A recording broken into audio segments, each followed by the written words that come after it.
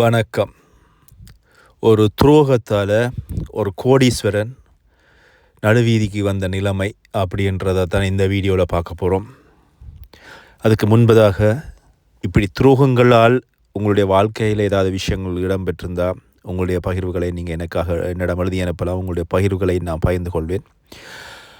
Media துரோகம் cyber1@gmail.com இந்த email முகவரிக்கு எழுதி அனுப்புங்க. நிச்சயமாக உங்களுடைய அந்த வழிகளை அல்லது நீங்கள் அடைந்த ஏமாற்றங்களை பகிர்ந்து கொள்கிறதுக்கு என்னுடைய இமெயிலை பயன்படுத்தி கொள்ளுங்கள். வேணும்னா நான் டிஸ்கிரிப்ஷன்லேயும் என்னுடைய இமெயிலை நான் பகிர்ந்து விடுகிறேன். அதாவது ஏற்கனவே தலையங்கம் சொல்லியிருக்கிறேன் என்ன அப்படின்னு சொல்லி அதை பார்ப்பதற்கு முன்பதாக என்னுடைய சேனலை புதிதாக வருபவர்கள் என்னுடைய சேனலை சப்ஸ்கிரைப் பண்ணி பெல் பட்டனையும் அமர்த்தி விடுங்க. அது மட்டும் இல்லாமல் கதைகள் பிடிச்சிருந்தா லைக் பண்ணி கமெண்ட் பண்ணி ஷேர் பண்ணுங்கள். உங்களுடைய வாழ்க்கையில் அனுபவம் இருந்தால் கமெண்ட் பண்ணுங்கள். இந்த கதையினுடைய முடிவில் நீங்கள் என்ன முடிவெடுப்பீங்க அப்படின்றதை என்னோட பகிர்ந்து கொள்ளுங்கள்.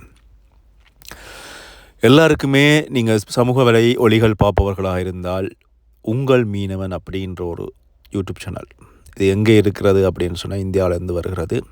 இந்த உங்கள் மீனவன் அப்படின்றவர் யார் அப்படின்னு சொல்லி பார்த்தீங்கன்னு சொன்னால் எங்களுடைய தாய் தமிழ்நாட்டை சேர்ந்தவர் ராமேஸ்வரம் நினைக்கிறேன். அவர் கடலில் மீன்கள் பிடிப்பது அது அவர்களுடைய சொந்த தொழில். அது அவர்கள் தொடர்ச்சியாக அவர்களுக்கு ஒரு குலத்தொழிலாக செய்து கொண்டிருக்கிறார்கள். ஒரு வறுமைப்பட்ட ஒருவர்.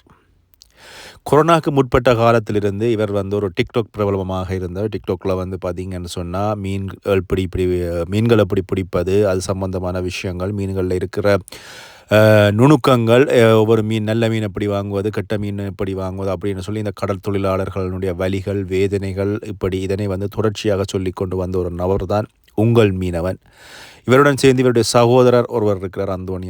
அவரும் சேர்ந்து இருவருமே சேர்ந்து கடற்தொழிலுக்கு போவார்கள். அது மட்டும் இல்லாமல் அவங்களுடைய அக்காவுடைய கணவர், அதை விட அவர்களுடைய அயலில் இருப்பவர்கள் எல்லாம் சேர்ந்து கடற்தொழில் போவது. கடலில் போயிட்டு மீன் பிடிச்சி கொண்டு வருவாங்க. மீன் பிடிச்சி கொண்டு வருவது மட்டும் இல்லாமல் அந்த கடலில் இடம்பெறுகின்ற விஷயங்கள், சாப்பாடு சமைக்கிறதுலேருந்து சோறும் வெங்காயம் சாப்பிடுவது, சோறும் மிளகாயும் சாப்பிடுவது, அல்லது இப்போ பழஞ்சோறில் தண்ணியை விட்டு சாப்பிடுவது, அல்ல கடலில் மீனை பிடிச்சி உடனே கறி வச்சு சாப்பிடுவது, இப்படி சுவாரஸ்யமான விஷயங்களை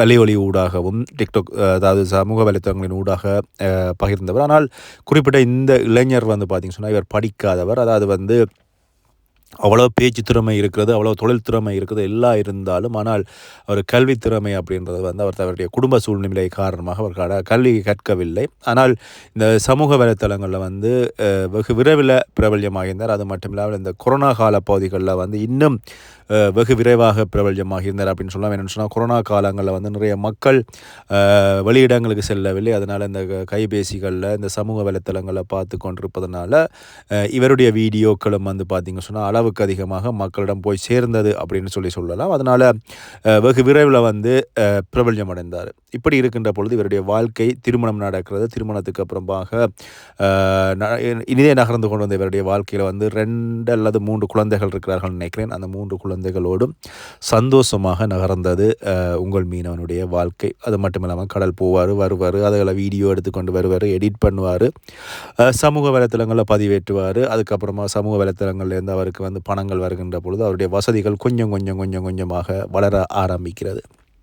இப்படியே வளர்ந்து கொண்டிருக்கின்ற பொழுது குறிப்பிட்ட உங்கள் மீனவன் அவரோடு சேர்ந்து சகோதரன் அந்தோணி ஆகிய இருவருமே சேர்ந்து என்ன செய்கிறார்கள் சொன்னால் மீன்களை தொடர்ச்சியாக அந்த கடற்கரைகளில் ஏலம் போட்டு விற்கின்ற பொழுது அதில் பெரிய லாபம் இல்லை. இதனால் நாங்கள் கடைகளுக்கு கொடுக்கலாம் அப்படின்னு சொல்லி தங்களுடைய உங்கள் மீனவன் அப்படின்ற அந்த லோகோவை பயன்படுத்தி தரமான மீன்களுக்கு உங்கள் மீனவன் அப்படின்னு சொல்லி இவர்கள் தங்களுடைய மீன்களை ஒவ்வொரு பிரான்ச் அதாவது ஒவ்வொரு கடைகளாக அந்த லோகோவை வச்சுக்கொண்டு அந்த உங்கள் மீனவன் லோகோ இருக்கிற கடைகளில் தரமான மீன்கள் இருக்கும் அப்படின்ற விஷயத்தை விளங்கப்படுத்தி நிறைய கடைகளை ஆரம்பிக்கிறார்கள். நிறைய கடைகளுக்கு தங்களுடைய லோகோக்களை கொடுக்கிறார்கள்.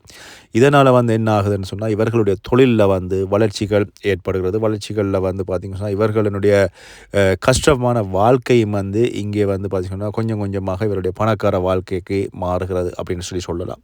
இப்படியே நகர்ந்து கொண்டிருக்கின்ற இந்த வேளையில் பார்த்திங்க சொன்னால் உங்கள் மீனவன் அவர்கள் உங்கள் மீனவன் அவர் அந்த சகோதரனுக்கு பார்த்திங்க சொன்னால் எழுத வாசிக்க தெரியாது, ஆங்கில அறிவும் இல்லை. அதனால் தங்களுடைய இந்த சமூக வலைத்தளங்களை பார்ப்பது, சமூக வலைத்தளங்களில் வருகின்ற பகிர்வுகள், கருத்துக்கள், அது மட்டும் இல்லாமல் சில நேரங்களில் அக்கௌண்ட்டை பிளாக் பண்ணுவாங்க. அதுக்கான காரணங்களை கண்டுபிடிப்பது. இதுக்காக வந்து அவங்களுடைய உறவினர் ஒருவரை வந்து பார்த்திங்க சொன்னால் படித்த ஒருவர் ஐடி படித்த ஒருவரை வந்து வேலைக்கு அமர்த்துறார் உங்கள் மீனவன். இப்படியே இருக்கின்ற பொழுது அந்த உங்கள் மீனவனிடம் வந்து பார்த்தீங்கன்னா அவருடைய இருக்கிற சமூக வலைத்தளங்கள்லேருந்து வருகின்ற வருமானங்களுக்கு 30% வருகின்ற வருமானங்களில் 30% வருமானத்தை வந்து அந்த குறிப்பிட்ட அந்த வேலைவழிகளை பார்க்கின்ற அல்ல கட்டுப்படுத்துகின்ற நபருக்கு வந்து உங்கள் மீனவன் சகோதரன் வந்து கொடுத்து கொண்டு வந்துக்கிறார். மிகுதி 70% வந்து உங்கள் மீனவனுக்காக சொல்லப்பட்டிருக்கிறது. ஆனால் வீடியோ போடுவது, வீடியோ எடிட் பண்ணுவது எல்லாமே வந்து பார்த்திங்க சொன்னால் யார் என்று சொன்னால் சகோதரன் உங்கள் மீனவனாக இருக்கிறார். நகர்ந்து கொண்டிருந்த வாழ்க்கை இப்படியே போகின்ற பொழுது அந்த உள்ளுக்க வந்த நபரோடு இவர்களுக்கு வந்து நல்ல தொடர்பு இருக்கிறது. இதுக்கப்புறமாக இவர்களுடைய கணக்கு வழக்குகள் எல்லாமே வந்து இவங்களுடைய சமூக வலைத்தளங்கள் பார்க்குற அந்த உறவினரிடமே வந்து கொடுக்குறாங்க. அவர் வந்து ஐடியில் படித்தவர், நிச்சயமாக அவர் தங்களை துரோகம் செய்ய மாட்டார் அப்படிங்கிற நம்பிக்கையில் வந்து அவரிடம் வந்து கொடுக்குறார்கள். இந்த தங்களுடைய இந்த மீன் பிடிக்கின்ற அந்த கம்பெனிகளுக்கு கொடுக்கின்ற கணக்கு வழக்குகள்லேருந்து இந்த சமூக வலைவழி அக்கௌண்ட்டுகளை வந்து கண்ட்ரோல் பண்ணுவதிலிருந்து எல்லா விஷயங்களையும் வந்து அந்த நபரை நம்பி கொடுக்குறார்கள். அந்த நபருக்கு வந்து பார்த்திங்க சொன்னால் வருகின்ற லாபத்தில் எல்லாத்து லாபத்திலையும் வந்து 30% கொடுக்கப்படுகிறது.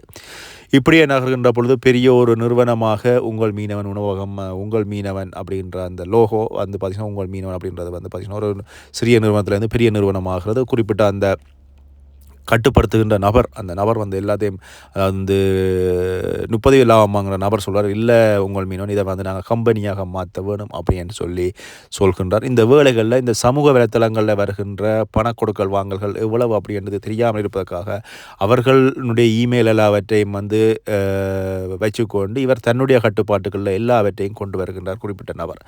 அப்போ வருகின்ற பொழுதும் இது சம்பந்தமாக உங்கள் மீனவனுக்கு தெளிவான விளக்கங்கள் இல்லாத காரணத்தினால் வந்து அவர் வந்து அந்த சௌரனை முற்றுமுழுதாக நம்பி அந்த சௌரனோடு நகர்கின்றார். அதுக்கப்புறமாக இந்த உங்கள் மீனவன் நிறுவனம் வந்து பார்த்திங்க சொன்னால் ஒரு கம்பெனியாக பதிக்கிறார்கள்.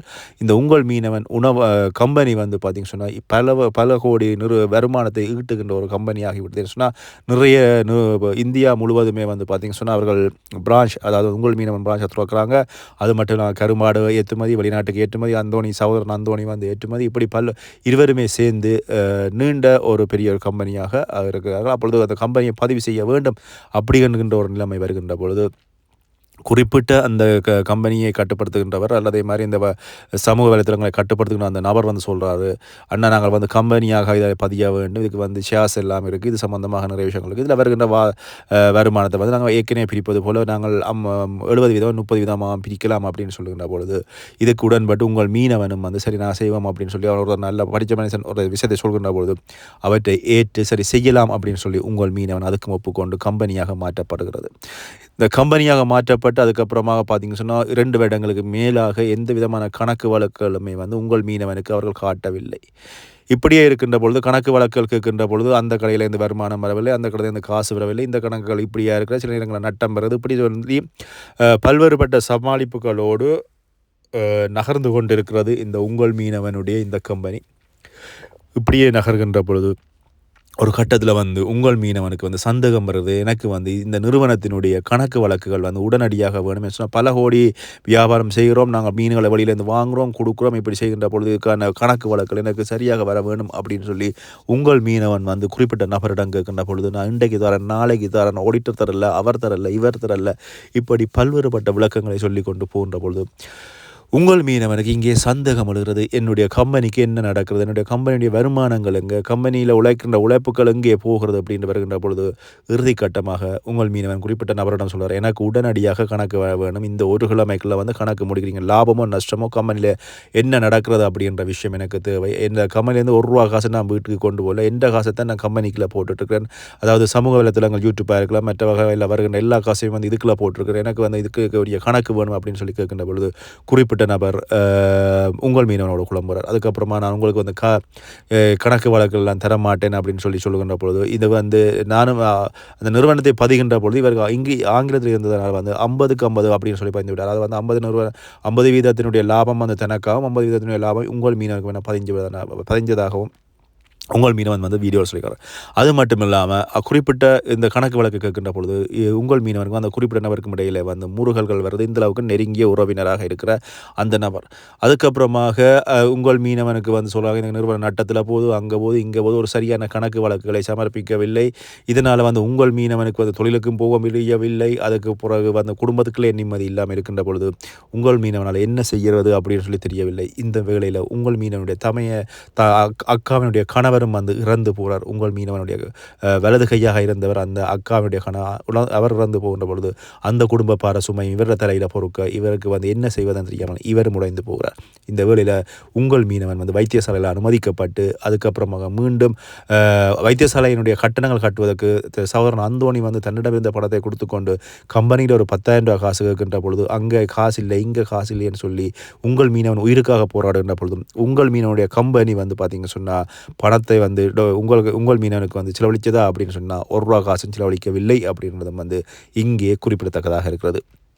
இப்படியே இருக்கின்ற பொழுது உங்கள் மீனவன் வந்து வைத்தியசாலையிலிருந்து வெளியில் வருகின்றார். அதுக்கப்புறமாக சொல்கிறாங்க, நிறுவனம் நட்டமாகிவிட்டது, எங்களுக்கு வந்து காசு வேணும் அப்படின்ற பொழுது உங்கள் மீனவன் திருப்பி தன்னுடைய மனைவியினுடைய தாலிக்கொடியையும் தன்னுடைய தம்பி அந்தோனியினுடைய தாலிக்கொடியையும் விற்று திருப்பி கம்பெனிக்குள்ள வந்து காசை போடுவோம். அந்த காசையும் 8 லட்சமா 10 லட்சம்னு சொன்னார். அந்த காசையும் வந்து அந்த கம்பெனியில் வந்து அந்த நபர் வந்து அதையும் சுற்றி கொண்டு உங்கள் மீனவனுக்கு வந்து திருப்பவும் வந்து பிரச்சனை கொடுக்குறாரு.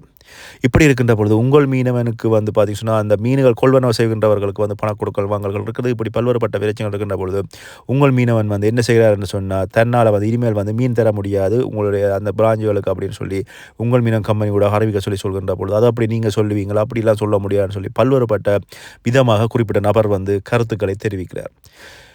இறுதிக்கட்டமாக உங்கள் மீனவன் வந்து நான் இந்த சம்பந்தமாக இனி நான் கம்பெனிக்குள்ளே வரல, எனக்கு கம்பெனியோட கணக்கு வழக்குகள் பிழையாக இருக்கிறது, நீங்கள் வந்து கம்பெனியினுடைய சரியான விஷயம் தந்தால் சரி, இல்லைன்னு சொன்னால் நான் வெளியில் போகிறேன் அப்படின்னு சொல்கிற போது இல்லை இந்த கம்பெனியை விட்டு நீங்கள் வெளியில் போகிறோன்னு சொன்னால் எனக்கு வந்து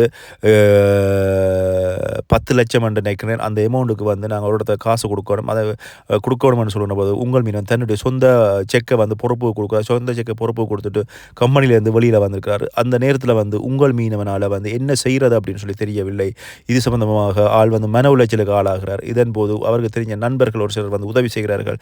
அதுக்கப்புறம் வந்து சட்ட ஆலோசனை வந்து கேட்கப்படுகிறது. சட்ட ஆலோசனை கேட்கப்படுகின்ற பொழுது சட்ட வல்லுநர்கள் சொல்கிறார்கள், இது சம்பந்தமாக என்ன செய்வதென்றாலும் நாங்கள் வந்து பொறுமையாக பேசி முடிவெடுப்போம் அப்படின்னு சொல்லி போட்டு அதுக்கப்புறமாக அவர்களுடன் காய்க்க போகின்ற பொழுது அவர்கள் வந்து போலியான வேறொரு பத்திரங்களை செய்து உங்கள் மீனவனை வந்து குறிப்பிட்ட கம்பெனியிலிருந்து வெளியேற்றுகிறார்கள். உங்கள் மீனவனை குறிப்பிட்ட கம்பெனியை வெளியேற்றுகின்ற பொழுது சட்ட நடவடிக்கை என்ன சொல்கிறது என்று சொன்னால் இது சம்பந்தமாக இப்போ வந்து நாங்கள் எதுவுமே கதைக்க முடியாது, சட்டத்தின்படி பார்த்துக்கொள்ளலாம் அப்படின்னு சொல்லி அந்த சட்ட ஆலோசகர்கள் சொல்கின்ற பொழுது உங்கள் மீனவன் வந்து அவ்வளவு பணத்தை இழந்துட்டு நடுவீத வந்து நிற்கிறார் என்று எந்த விதமான லாபமும் இல்லை, எந்த விதமான கம்பெனியுடைய வருமானமும் இல்லை, போட்ட முதலும் இல்லை, கடைசியில் வந்து சமூக வலைத்தளங்கள் உழைச்ச காசு அவ்வளவும் இல்லை, மனைவியினுடைய தாலி கொடியும் இல்லை, எல்லாவற்றையும் இழந்து நடுவீதியில் வந்து நிற்கிறாரு உங்கள் மீனவன். ஆனால் அந்த குறிப்பிட்ட நபரோ அந்த கம்பெனியெல்லாம் தன்னுடையது அப்படின்னு சொல்லி அந்த கம்பெனியை வந்து தன்னோட பக்கம் சுவீகரித்து கொண்டு அந்த அந்த நிறுவனத்தை வந்து தான் பொறுப்பேற்றுக் கொள்வதாக சொல்கின்றார்.